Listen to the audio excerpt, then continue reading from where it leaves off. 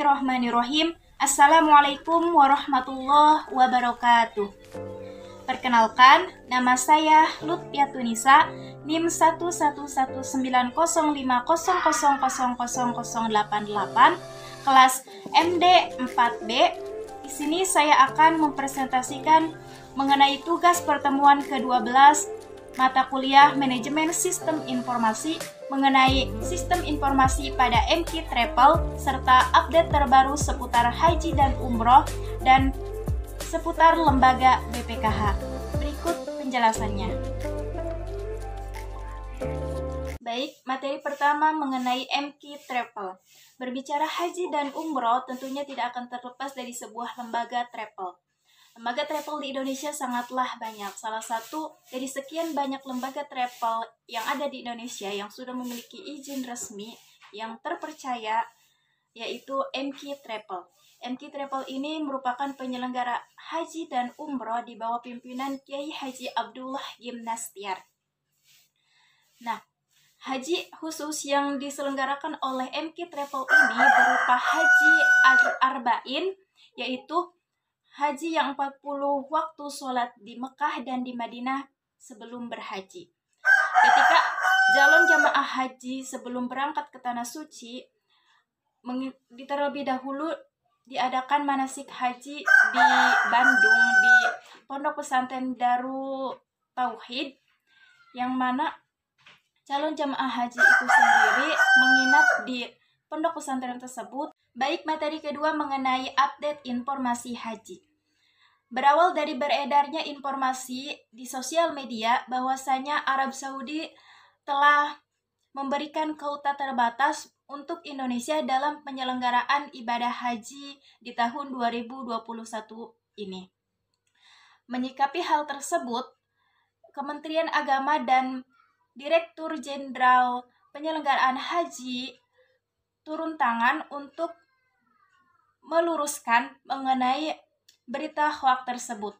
Bahwasanya mereka mengatakan belum ada informasi resmi dari Arab Saudi mengenai pemberian kuota haji untuk Indonesia di tahun 2021 ini. Hingga tiba saatnya pada konferensi pers pada hari Kamis tanggal 3 Juni 2021 pukul 13.00 di Gedung Kemenag Jakarta, pemerintah mengambil keputusan diwakili oleh Menteri Agama Yakut Khalil bahwasanya pemerintah tidak memberangkatkan haji pada tahun 2021 kali ini, sama seperti tahun sebelumnya.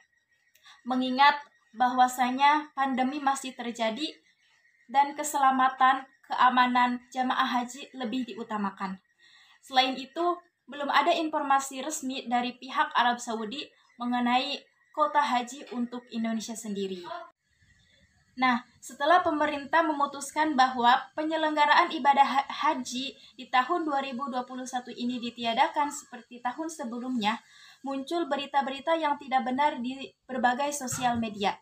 Marilah kita budayakan saring sebelum sharing. Setelah beberapa waktu dari keputusan Indonesia mengenai pembatalan haji tersebut, pihak Arab Saudi mengumumkan secara resmi bahwasanya pihak Arab Saudi tidak membuka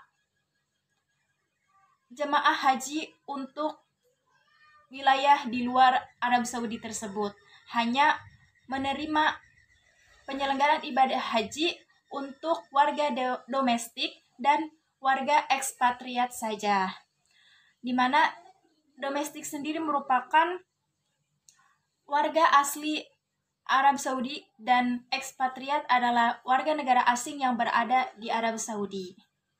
Mungkin itu mengenai informasi terupdate mengenai informasi haji. Baik, selanjutnya materi mengenai umroh masa pandemi. Pada tahun 2019 lalu, pemerintah Arab Saudi menutup akses penyelenggaraan ibadah umroh di Tanah Suci. Hal ini merupakan sebagai bentuk karantina Arab Saudi di tengah pandemi seperti negara-negara yang lainnya. Nah, setahun berikutnya, pada tanggal 1 November 2020, pemerintah Arab Saudi membuka kembali penyelenggaraan ibadah umroh di Tanah Suci. Travel-travel yang ada di Indonesia pun bersemangat untuk menghantarkan tamu-tamu Allah dalam ibadah umroh tersebut. Umroh dengan formula baru ini tentunya akan membuat ibadah umroh akan jauh lebih khusyuk, karena protokol kesehatan membatasi jemaah untuk berdesak-desakan. Kemudian, umroh new normal ini juga mewajibkan jemaahnya untuk melakukan 3-4 kali tes swab selama perjalanan. Selain itu, juga melakukan karantina mandiri selain beribadah di Baitullah. Baik, materi selanjutnya mengenai seputar BPKH. BPKH adalah sebuah lembaga pengelolaan keuangan haji yang berdasarkan syariat Islam, seperti nilai manfaat, kehati-hatian, nirlaba, transparan, dan akuntabel. Pengelolaan keuangan haji ini bertujuan untuk meningkatkan kualitas penyelenggaraan ibadah haji dan memanfaatkan keuangan ibadah haji untuk kemaslahatan umat Islam.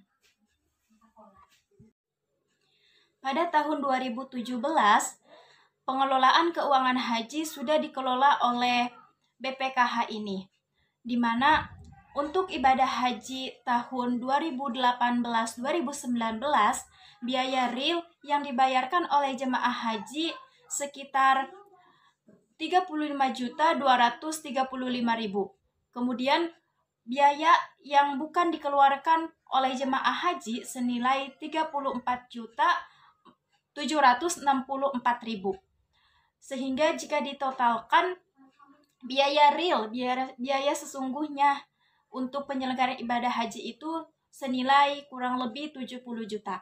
Dengan adanya nilai manfaat dari BPKH yang melakukan investasi mengelola keuangan jemaah haji, memberikan manfaat untuk jemaah haji itu sendiri. Karena tujuan BPKH tersendiri merupakan mewujudkan penyelenggaraan ibadah haji yang berkualitas. Begitupun dengan tahun-tahun selanjutnya, pengelolaan keuangan haji dilakukan oleh BPKH dengan berdasarkan syariat Islam, sehingga nilai manfaat yang diperoleh pun sungguh cukup signifikan. Mungkin hanya itu materi yang dapat saya sampaikan, kurang dan lebihnya mohon dimaafkan. Akhirul kalam, assalamualaikum warahmatullahi wabarakatuh.